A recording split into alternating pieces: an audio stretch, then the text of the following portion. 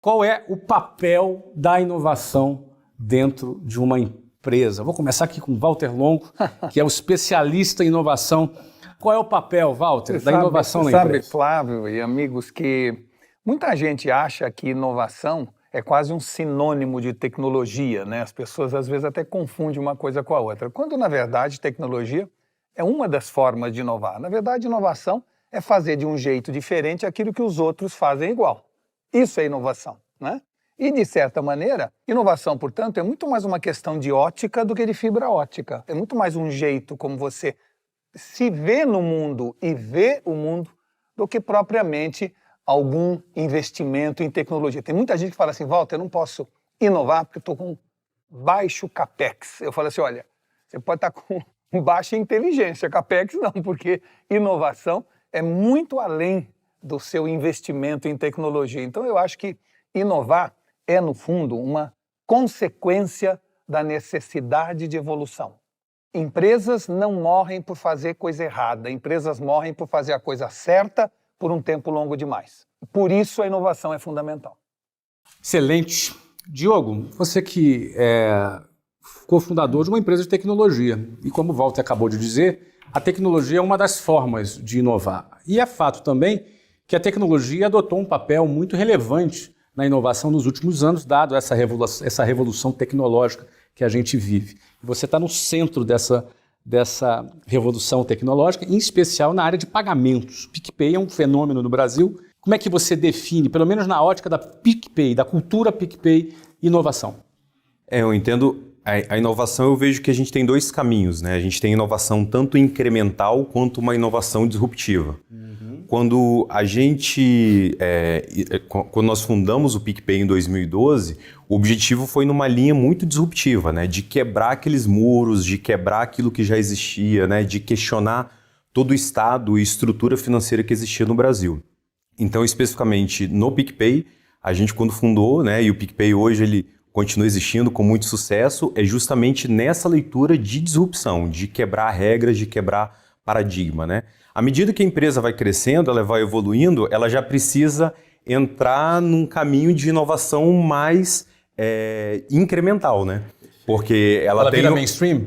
Ela tem um desafio já de fazer aquelas guinadas tão fortes, né? De tão agressivas de crescimento, né? Quando a gente olha Google, né, por exemplo, a gente tem uma estrutura muito sólida, mas ela vai fazendo inovações mais incrementais, né, de usabilidade e algumas menores de teste, mais realmente disruptivas. E lá no Grupo UOL, Everton, como é que vocês respiram essa inovação, especificamente do Compass, que é o projeto que você está envolvido? Sim, respiramos, acho que esse é o termo correto, né? A Compass é o braço de tecnologia, é uma companhia global hoje, próximo a 5 mil funcionários, já espalhados aí pelo mundo, com a missão de implementar experiências digitais, né?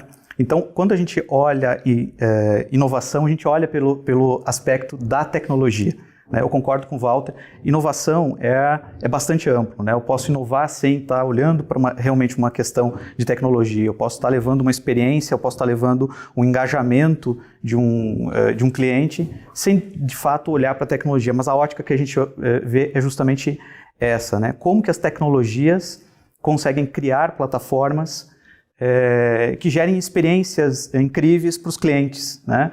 Para as pessoas, que mudem a vida das pessoas. A gente faz isso para todos os segmentos da economia, inclusive o financeiro. Eu vejo que nesse momento, quando a gente olha tecnologia e inovação, acho que o mundo nunca teve num momento tão propício para a inovação disruptiva, né? A tecnologia, a forma como as pessoas se relacionam hoje, né? O digital veio para desromper isso, né? A nossa comunicação, a forma como a gente aprende, a forma como a gente leva o conhecimento para as pessoas, a forma como a gente se conecta com a nossa própria família é muito diferente do que alguns anos atrás. E isso é um processo disruptivo de uma forma global. E sem volta, né? Sem volta. E sem volta. Não tem mais caminho de volta para esse processo que nós entramos. Bush, você veio de 20 anos na Salesforce, uma empresa indubitavelmente inovadora no setor. O que você traz para nós aí dessa experiência? Sabe, mesmo eu vendo da tecnologia, eu entendo que inovação para mim é tudo aquilo que a gente evolui que gera riqueza. Eu sou muito dessa visão prática, sabe? Eu entendo que a tecnologia é um dos grandes caminhos que a gente pode fazer isso. Mas para mim, inovação é criar um canal novo de venda, né? A gente conversa muito sobre isso, né? Criar um novo modelo de venda. Então, para mim, inovação é amplo por si só, né? Mas eu gosto muito de pensar na geração de riqueza, ou seja, é algo que eu vou aprimorar eventualmente para me trazer mais riqueza. Eu acho que todo mundo tem que pensar com essa visão de adaptabilidade, seja ela incremental ou disruptiva, né? Claro, é óbvio que a inovação disruptiva é cool, é legal, né? Pá, eu inventei uma parada que mudou tudo. Poxa, que legal, hein? Revolucionou. Quem não quer fazer parte de uma revolução é sensacional. Mas a grande parte das inovações não são disruptivas e nem são caras. Eu acho que o Walter colocou isso aqui muito bem, principalmente quando você fala de inovar processos numa empresa. Então, às vezes você tem uma padaria. Como é que você vai inovar numa padaria? Você vai fazer pão. Mas, às vezes, você vai criar um outro processo para fazer pão, outro processo para vender o pão, outro processo para atrair cliente. Então, a inovação ela pode acontecer no processo, pode acontecer no produto, pode acontecer na tecnologia. Na embalagem. Na embalagem. Pode acontecer na ótica. Ou seja, a transformação de holdings em ecossistemas é, no fundo, uma nova forma de você ver o que você já faz de outra maneira. outro ângulo. Exatamente. Não é? E na hora que você faz isso, é uma inovação de ótica que gera uma disrupção absoluta, porque a transformação de uma holding, de um grupo de empresas que antes são arquipélagos, cada um por si, Deus para todos, num ecossistema muito mais interoperável, você no fundo fez uma inovação suave, mas que se demonstra absolutamente disruptiva por tornar aquele grupo exponencial. Você não acha, por exemplo, Walter, já que você está falando, eu vou fazer essa rodada começando por você de novo, que um dos tipos de inovação que tem muito valor cada vez mais nas empresas é aquela que simplifica as coisas? Aliás, cada vez mais a gente tenta identificar qual é o tripé que está por trás da inovação que realmente melhora ou gera riqueza. E fica cada vez mais claro que a inovação deve levar a esse tripé, né? E o tripé ele é formado por uma simplicidade de produtos e serviços, flexibilidade de processos e individualidade da relação.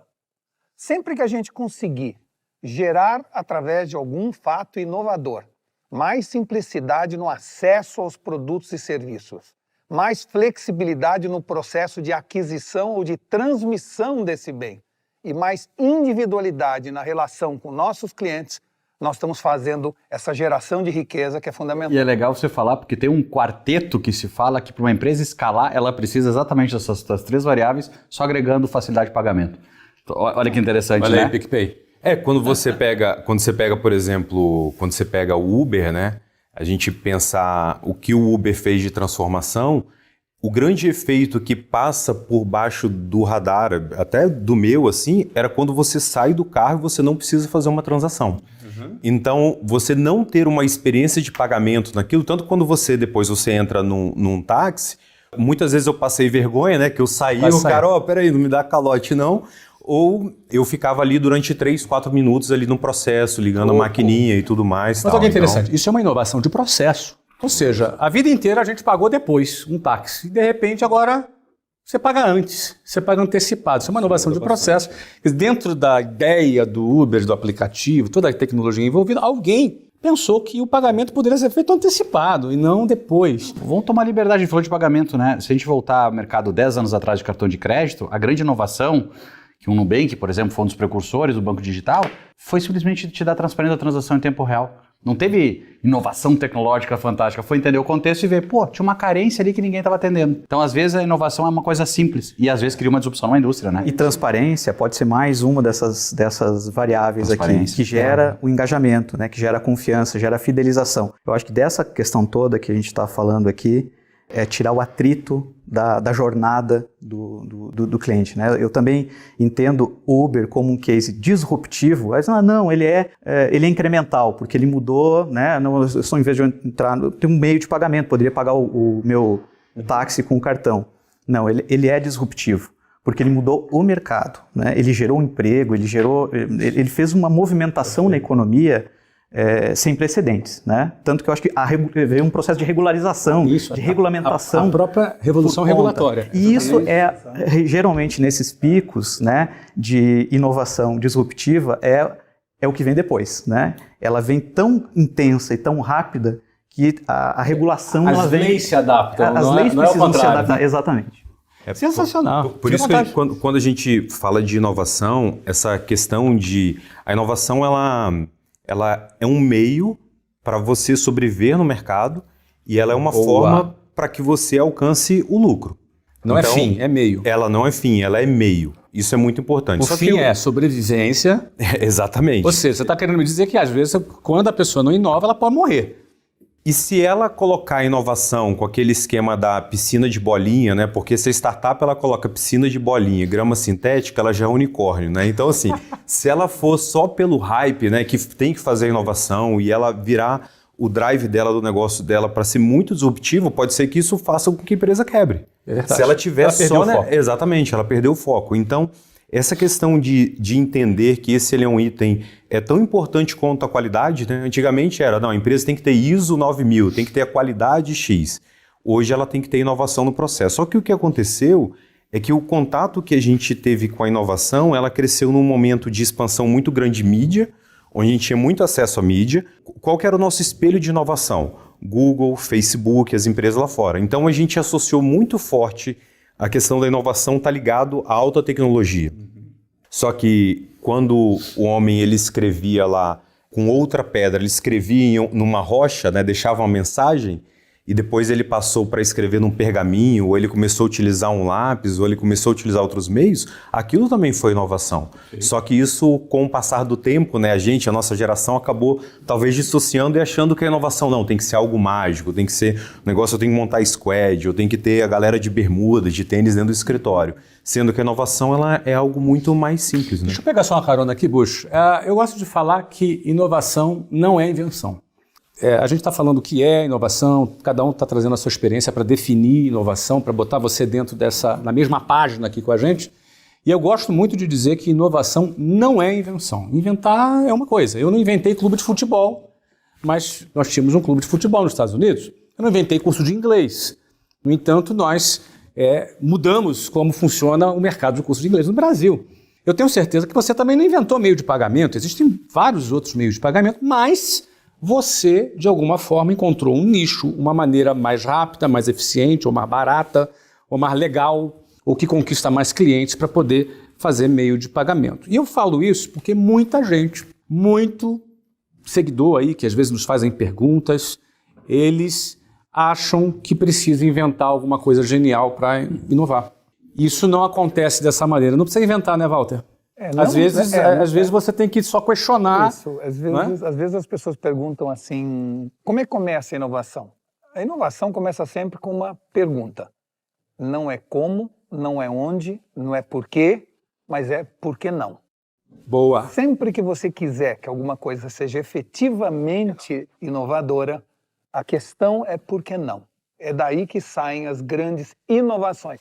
Não necessariamente as invenções. Não necessariamente invenção. E é o ponto que me veio na cabeça antes, que eu até anotei para não esquecer. Uma vez eu li um livro chamado Decompor a Jornada, que mostra exatamente a gente olhar uma situação de um cliente e a gente vê momentos onde, por que não fazer, né? Fez o match agora. E eu queria te fazer uma pergunta que eu acho que muita gente é legal saber. Se eu pegar a tua história como empresário, a inovação fez parte das tuas decisões, mas ninguém te vê como um cara de tecnologia. Verdade. Né? Mas, por exemplo...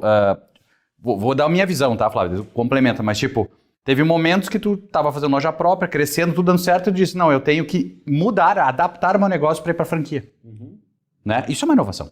Perfeito. Né? Como, enfim, pandemia, enfim. Acho que é importante esse tipo de exemplo para as pessoas entenderem, né? Até mesmo quando você cria um produto, por exemplo, quando a gente lançou nossa primeira empresa em 1995, a gente lançou um curso de inglês no Brasil e 99% das escolas de inglês daquela época eram voltadas para crianças e adolescentes. O que foi inovação para nós naquela época? A gente fez um curso de inglês para adulto. Coisa simples. O mercado, 99% era para criança e adolescente. E por que nós, em 1995, vocês lembrarem bem, início do Plano Real, foram privatizadas as empresas de telecomunicações, houve também quebra de monopólio na área de petróleo. Então, da noite para o dia, entraram um monte de empresas que prestavam serviço para a Petrobras. Ali a bacia de Campos encheu de empresas internacionais. As empresas de telecomunicações encheram ali de empresas internacionais. De repente, os RHs nas empresas mudaram o status. O inglês deixou de ser recomendável para ser uma exigência.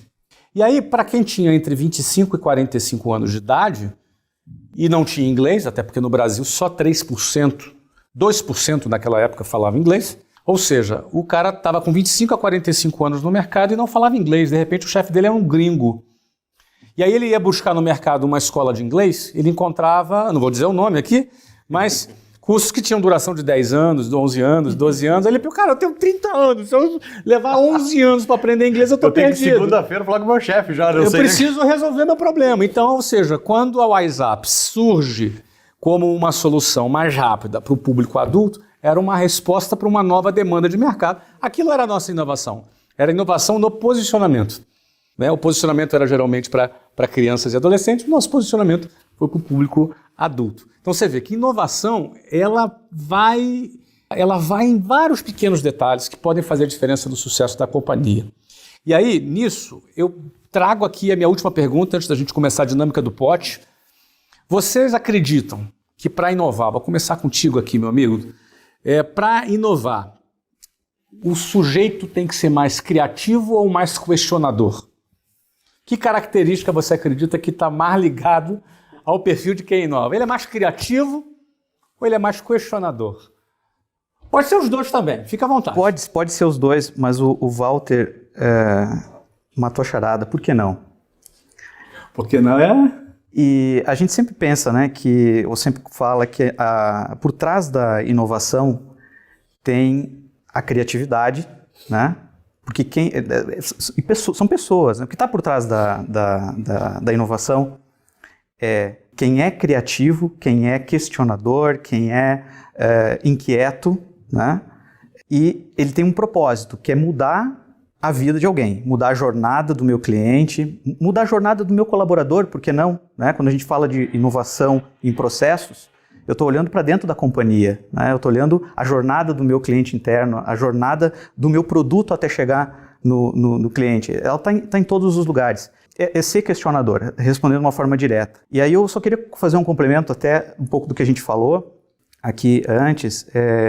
Inovação, ela tem um caminho longo até ela se materializar, seja ela disruptiva, ou seja ela, né? Eu posso ter uma eureka, posso ter uma ideia de um negócio novo, ou uma ideia de fazer aquele meu negócio ser transformado num novo negócio. Porém, até aquilo acontecer, tem um caminho muito longo. Algumas empresas nasceram agora já como startups, com uma mentalidade ágil, com uma mentalidade de startup, né? Que é errar rápido, acertar, corrigir e fazer um novo teste. Então, por que não? Mas vamos fazer isso rápido, vamos testar, vamos errar, vamos validar essa hipótese e colocar ela em prática, fazer os ajustes necessários. E para poder fazer isso, você precisa estar com a companhia com uma mentalidade, né? Isso está muito conectado à cultura organizacional. Senão você fica com a vontade de inovar, você tem a ideia e você tem, da mesma forma, você tem o medo de acabar com o teu negócio. Você mesmo pode, a inovação pode, num determinado momento, num determinado grau de maturidade da sua companhia, ela ser um risco para a continuidade do negócio. É tipo a inovação certa, às vezes, no tempo errado. No tempo errado. No timing errado. Né? Eu posso matar o meu produto, se eu tentar transformar o meu produto, eu posso matar o meu produto. Né? Então, até a gente conseguir avançar esse capítulo, né, e colocar a inovação em prática, ação, né, em ação, é um processo bastante importante que a gente precisa conversar de uma forma super ampla. Né? Inovação não é só a ideia, não é só eu saber o que eu quero fazer. Você precisa saber fazer, né, mitigando esses riscos. Tem muita gente que chega para mim e fala assim, Walter, eu queria que você me ajudasse a tirar do papel. Aí eu pergunto assim, você já pôs no papel? Não ainda. Então, como é que vai tirar no papel? Tirar põe no papel, depois eu ajudo você a tirar. Isso é muito comum em corporações, né?